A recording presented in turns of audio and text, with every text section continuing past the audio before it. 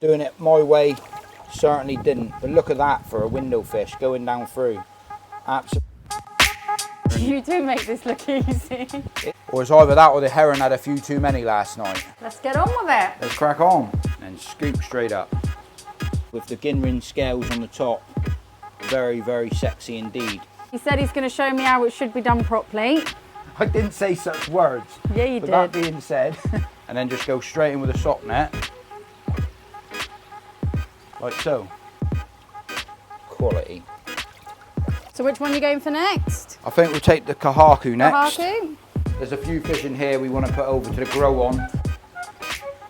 So when they're this size, you can do all three at once. Said, don't get water everywhere in my conservatory. Well, I haven't, Mrs. Whisperer. And you can see underneath where the black is still coming through. There you have a smell of it. Just put the lid on, let it go on a clean first. I'm gonna leave Mrs. Whisperer out here. If I don't see you in a week, we'll see you for a window. Bosh. Hello everyone, welcome back to another video. James the Koi Whisperer. And Mrs. Whisperer. So today, coming up in this video, we're gonna be having a bit of a move round.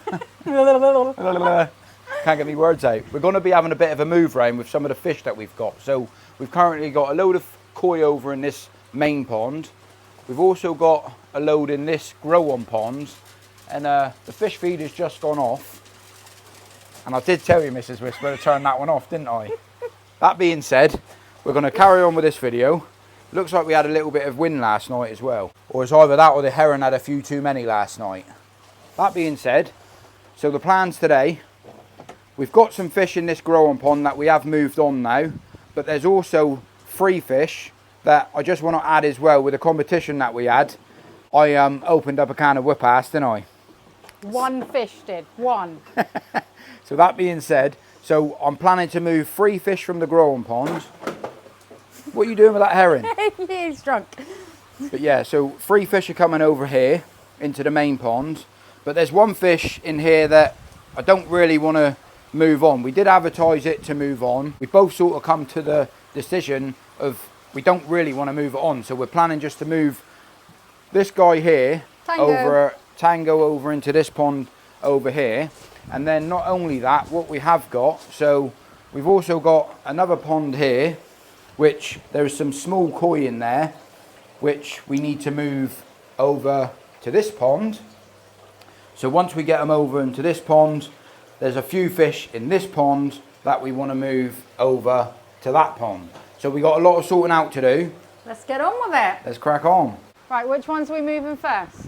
One thing I just want to add a minute, all of the videos I make, you only come out and help me when it's time to actually look at the fish. This is a bit you like, innit? Yeah. You enjoy this part. So we've just got the bowl out to start with, if you want to this time. These ones? Yeah, but we need to put some water into here first. got so it. You're going to get the water, yeah? Yeah. Let's see if she can do this or not. See how professional that she is now. That's heavy. Go on then.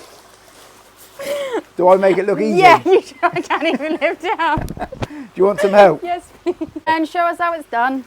Well, it's not that it's hard, but It's just heavy. yeah, but you don't have to fill it right to the top. Just get enough what you can cater for or what you can lift. So these sock nets are brilliant for moving water, transporting fish, makes life nice and easy. But we could just catch the fish straight out of here and put them straight into there, but then there'd be no point of really making a video. So doing it this way, at least you guys get to see the fish before they go into the pond. Indigestion again, that sandwich. I must consider getting some more Remy's or going up to visit the doctor to actually get some proper tablets. Or stop eating so much junk food. Well, that's part of being a content creator. It's very easy when I'm sat on the computer editing to go through the whole pack of chocolate digestives. Not gonna lie, but it does happen quite often. Beautiful, Jimmy.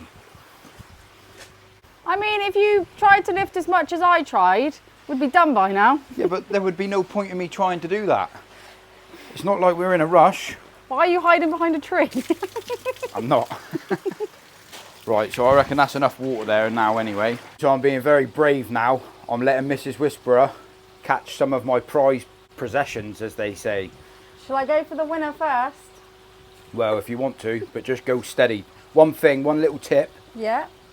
just make sure that when you're netting them, that the head is facing towards the net. So if they jump into the net, all right? Okay. And just go nice and steady, and you can show the viewers that it can be done. And it's not as hard as what some people make out. Just techniques of doing stuff the right way certainly does help. You can see as well, she's got her sock net ready on the side. Just take your time. Just angle the net towards its head again. See how it's span round then? You need to like control the fish with the net. I also don't want to scare So her. then bring him to the centre of the pond, so if he does jump. That's it. And go with your sock net. And then ideally you want to get the head in first, but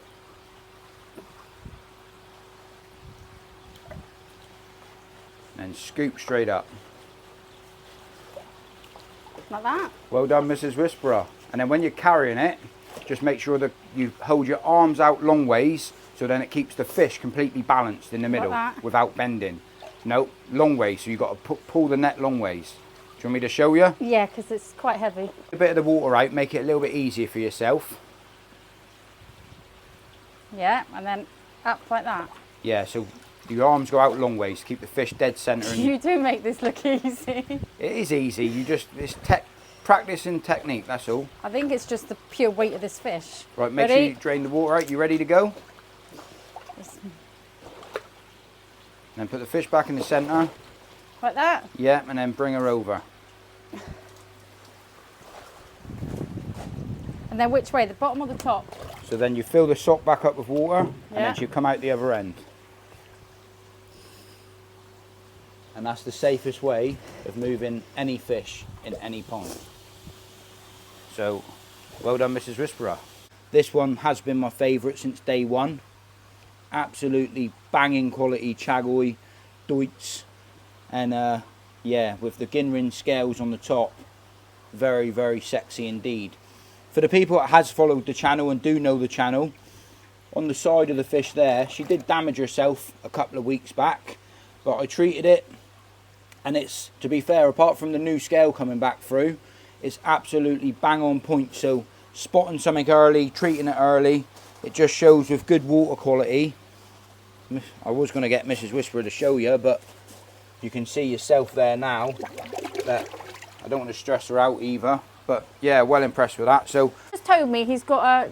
What are you doing? Explain it again. right, so basically what it is, all of the temperature is the same.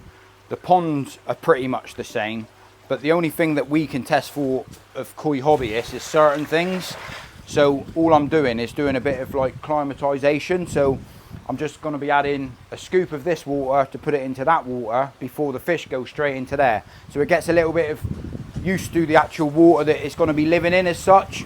Even though pH is the same, KH is the same, temperature's the same, but that doesn't mean that there could be something else slightly different in the water. So if you introduce the water slowly, I find it's not necessary, but I find by doing it this way certainly does help, and it helps the fish get a little bit more used to it before they go into the main pond. So yeah, let's get the other two fish out. So he said he's going to show me how it should be done properly. I didn't say such words. Yeah, you But did. that being said, it's just guiding the fish, basically controlling. So you can see like the angle of how I hold the net, just making sure if he turns his head one way, turn the net the opposite way, and then just go straight in with a sock net, like so. And then there's no stress whatsoever to the koi. I'm not going to lie then, I thought you lost the bottom of that sock net. I thought it was going to go Not a right chance. through and I was going to laugh. The Whisperer don't need well, I won't say what I was going to say then. But that being said, so all we're doing now, see how I just lift the net up like that, hold it straight. There's still a little bit of water in there. Twist the top and then keep the fish balanced dead center, because then you don't put no pressure on the fish and it stays nice and flat how the body shape of the fish should be, not curled up. So this is the Kohaku. To be fair, absolute banger of a fish. The body on this in the past couple of weeks has gone mental as well. Benny's really, really incredible. Absolute stunning looking fish. And I do think it's more of a looking down fish with the Izumi pattern running down through it than what it is a pond window fish. But at the same time, I still think it's a banger. Absolute banger of a fish. Take two, because you messed the first one up, didn't you? You're such a liar. Trying to embarrass me in front of my subscribers. Right, which one are we going for now? So this is the Achiba, which is, did you see how that fish just darted against the net then?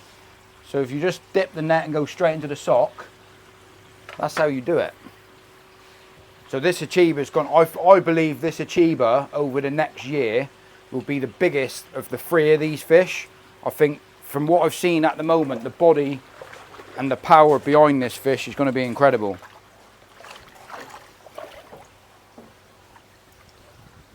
It's got a massive, massive head on it, and you can already tell the body on that fish compared to the other is well up there. Very clean and tidy, very nice pattern. I was only actually looking at the video the other night actually of when we first got it, how lean and skinny it was with no body to the fish, but I saw all the potentials what could be. And Can I just add something? no, I need to finish. No, let me I just need add to finish. something. I was right. The reason I like the one that won is because she's the only one that didn't get us wet. She didn't splash around and wasn't a drama queen. Right, now let me finish. Let the man, the whisperer, finish. These three fish that I did pick out absolutely opened up a can of whoop ass, and it just goes to show you can pick very small koi and they can develop into absolute specimen pieces. I mean, I don't think there's anyone in the country what would complain about the quality of these fish if they were in their pond themselves. And that's what just goes to show, if you know what you're looking for at a small fish, you can end up with some absolute bangers. And they didn't cost that much money when we bought them, and if you was to buy them now, I guarantee nearly every one of these koi would have a price tag of over £500 on minimum. And yeah, that makes the hobby expensive. Doing it my way certainly didn't. But look at that for a window fish going down through. Absolute cracker. The scalation on that, the fukurin in the scales, I mean, that's amazing, isn't it? Absolute stunning. Quality. And it just shows in less than a year how much body that we've put onto these fish in a small grow-on system of only 500 gallons. The only thing that I've learned, and you've got to remember, that these fish do grow. So if you do have a grow-on system, it was a hard decision for us to make which ones we were keeping, what's going to the main pond. You can't keep everything. So you have to make a decision of what you are keeping. And yeah, I think that's enough yibbity yabbada. What I'm going to do now is put these guys straight over, because that one there nearly jumped out and the whisperer saw it straight away. I don't want to be mucking around. I'm going to get this fish over and then we'll move on to the next part of the job. But yeah, that's a banging bowl of fish. So let's get them into the main pond. Right, so we're putting the Achiba in first. And the reason why we're moving these fish today is because I know I've got a couple of days at home to keep an eye on these fish, just to make sure if anything does happen by new fish going to the pond with, I know for a fact there's no parasites on these fish at the moment, but these things can happen. It can trigger something, it can upset the balance of the pond. So which one are you going for next? I think we'll take the Kahaku next. Kahaku? Or actually we're going to take the Chag. He obviously wanted to go.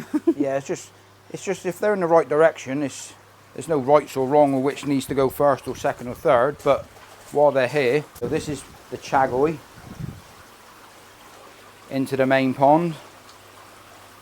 But you'll see the behaviour now with all of the other fish, because they're like, I got a new mate in the pond. Who are you? My name's Frank. No, my name's Bob. Nah, but you certainly do see the behaviour of the fish when you do put new fish into a pond anyway. I must say this one. It's incredible, isn't it? Yeah. Absolute stunning fish.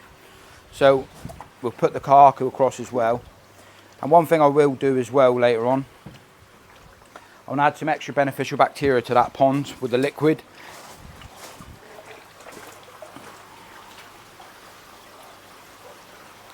So now we're going in with the Kahaku. Yeah, look at the Seroji on that fish. That is glowing white, isn't it? Yeah. And it's hard for the viewers to see. Later on tonight we'll come out and do a bit of a better video for them, but you can't really. No, you can't pick it up there. Right, let's get Tango out and put Tango into the bowl. So going straight in the net to get Tango.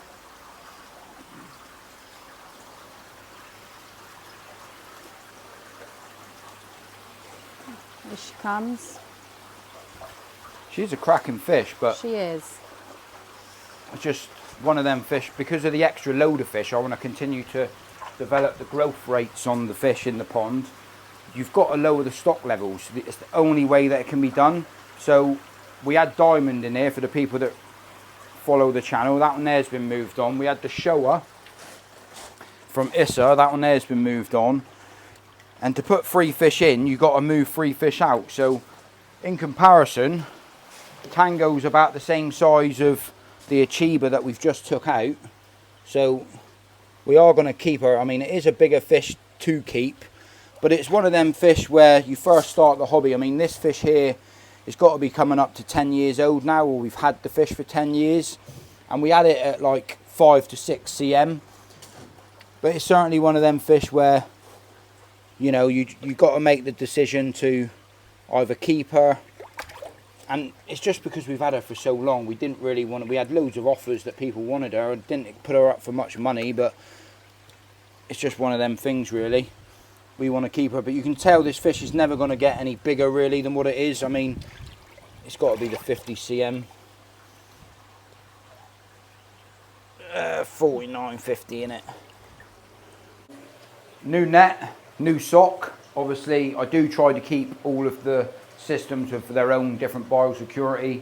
When you're moving around a lot of fish like I am today, you know, you've got to sort of expect that you may upset the balance in certain ponds, but there's a few fish in here we want to put over to the grow on just to continue the development, because obviously a small little system like this, they'll only grow to a certain size before they need to move on. More water, more space, and it's the surface area of the pond, so they've got more swimming area, which will develop the fish to grow and continue to grow. But Mr. Whisperer wants to come over. We'll get all 3 of these out. See how he jumped into the net then? First one into the sock. We'll have a better look when we get out there. I'll tell you what we'll do. We'll catch the fish and show you when they're out there. She said, don't get water everywhere in my conservatory. Well, I haven't, Mrs. Whisperer.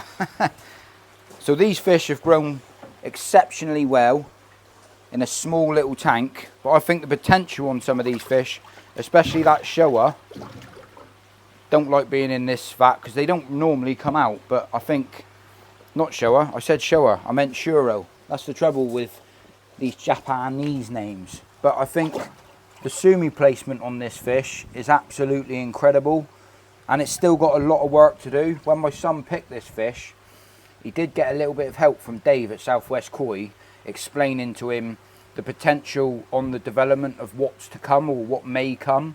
And you can still see at the moment the underlining sumi. For people that don't know what sumi means, sumi's the black, but if you lift the fish up and you can see underneath where the black is still coming through, it's going to be a heavy sumi fish, but at the same time the Seroji, which is the white, is all in the right placements.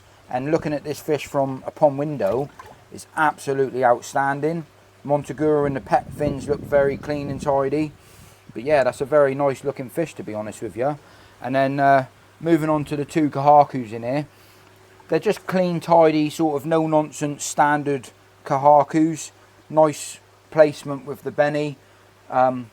Nothing sort of outstanding, incredible, but I just think bring these fish on to see the development of the Benny itself outside, how red that is.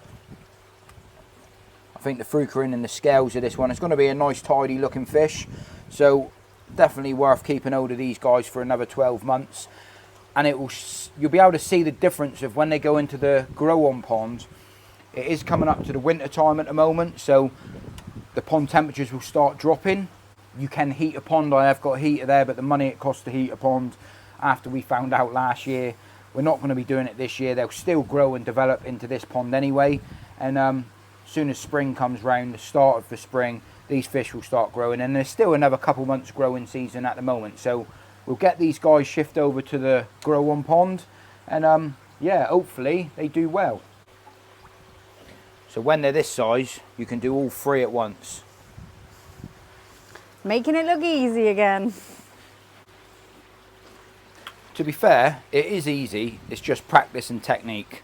So here's the release of these guys into this pond, and yeah, that's the potential grow-ons now for the next 12 months really. There's still a couple of fish in here that we are going to move on to make a bit of room, because the Kohaku down there is a little bit big. We've sort of had our fun with that fish as such, and we got someone interested that's going to come round and have a look at that fish. She is a very pretty fish. She is, yeah. You can already tell just by having the net in and moving fish around, especially with any white fish. Like, I can tell like the stress on your Tancho down there, even though she hadn't been into a bowl or anything, but she was glowing white when we started, and she looks a little bit red and veiny, a little bit pissed off about something, to be fair. So something to keep an eye on. But if you move any fish from any pond, you've got to keep your eye on what's going on, because you can upset the balance of the water quality. You can upset something that one fish may have in one pond that is completely fine. Moving it to a different pond, it can trigger something, i.e. parasites or anything. So you've got to keep an eye, and it's not that you can't do it or shouldn't do it, but give yourself a couple of days, or at least keep your eye on the pond, because if you spot something early, it's easy to deal with. If you leave it for a while and you don't notice, sometimes it makes it 10 times harder to actually clear the problem or sort the problem or fix the problem. But we got a couple more fish in there to have a bit of a move around, and then we'll be able to start the whole cycle again, because that tank in there, it's got a bit of room to get some new fish now, and then we can start the cycle all over again. What we were going to do, Mrs. Whisperer is just going to be doing a water change, but we were going to move these guys back over into this system because there's only 2 in here now. But what we've both decided to do, these 2 in here will probably end up going outside, and then when we purchase some new fish to put into here and start the cycle all over again for a bit of a winter project, because it's indoors, it makes it a lot more easier to control the temperature. So the start of the spring, they guys can come out into here. Pushing me out the way, yeah. Mrs. Whisperer, are you? Out the way, darling. So yeah, basically anyone that moves any fish, or you know, you probably know yourself, but adding any new fish to any pond, it can upset the balance of the water quality. So it's definitely, I recommend, if you've got some of this stuff, any filter start at all, just put a little bit in every filter. So that's what I'm going to do now while Mrs. Whisperer does the water change. And it's one thing we have noticed with this system inside of here, and I don't know if it's just down to the plants, how much water that the plants actually eat, or the temperature inside of here, but the water change that we do in this tank happens quite often, and it's surprising how quick the water evaporates in a smaller volume of water as well. Looks like I'm going to have to help Mrs. Whisperer, because she looks like she knows what she's doing, but do you actually know what you're doing? Yeah, I don't know why it's not coming out. You need to turn the speed rate up inside the filter shed, because I got it on a trickle. And while you're there, did you want to add some of this stuff into the filter as well? All right. What exactly are you doing? Well, I just want you to smell it when you open it. So that can go straight into the bio tank itself. And then we'll fill up all the fish feeders, because you never know, I might take you away for a couple of days. Aww. You'll be lucky. So yeah, balance that up there. I thought I'm just as well take advantage of you today, because you've come out and helped me with the fish. How much do you want in there? Just a couple of jugfuls, as such of like, just pour it in. Not that much, just like estimate.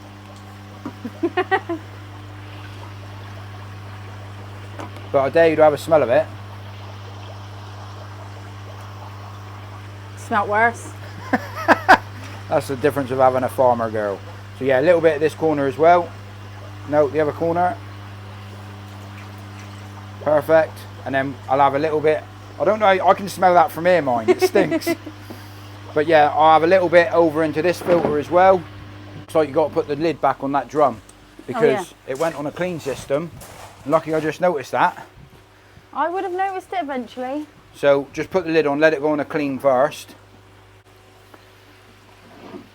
About the same amount again? Same amount into that one, love.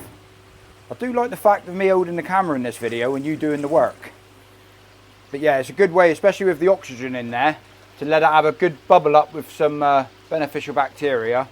And it will just help any sort of ammonia spikes by adding new fish. It will definitely help. So the fish will be a lot more happier. Was that enough? That's enough. Now you best check the water fill up that you're doing into the new pond, because like I flooded it the other day. You didn't turn it on though, have you? When you multitask and you've got so many different systems to look at, I just want you to go and check. I would hurry up. Do you want me to turn it off? No, not yet. I can actually multitask. So if I didn't remind you, you'd have gone and checked. Pardon? I didn't need to go check, I can see. That being said, these guys have had a bit of a top up. Settled in lovely. Yeah, it's coming to the end of the video, guys, to be honest with you. And all that yibbity yabbity been said, I want to thank everyone for watching the video. While Mrs. Whisperer's out here, I think it's a good opportunity to let her tidy up today. And Whoa, whoa, whoa, whoa, whoa. No, you can crack on, love. So if I don't see you in a week, I'll see you through a window. Thanks for watching the video. Bosh. Koi Whisperer out. Well, one more job before we end the video. Yeah, because I clean up properly. Yeah, we just spotted one of the fake trees has come out and it's down in the corner. But I did tell Mrs. Whisperer it's super hard to get out, to get back over there. Where does this one actually come out of? Over there. So how are you going to do it? Like darts? I have done it that way before. Have you got that sticky thing, you know, with the pinchers at the No, end? we need to get one. To be fair, I saw one the weekend when we was at Southwest Koi, and it'd be wicked for doing that. So all I do is just grab a little bit of that bush onto the bottom of the net, just so it's just on there. Look at all of that was on the end. That's all the weed from the pond. That's natural weed. I like that stuff. You know your pond's well mature when you got this growing. That can go back over in the shower. That was supposed to go in the shower. That looks horrible now. Right. Get it in then. One thing's for sure, you got more jam than Hartley's. Yeah, but the thing is now, I think I'm a little bit stuck. Yeah, well, you just got to wiggle it.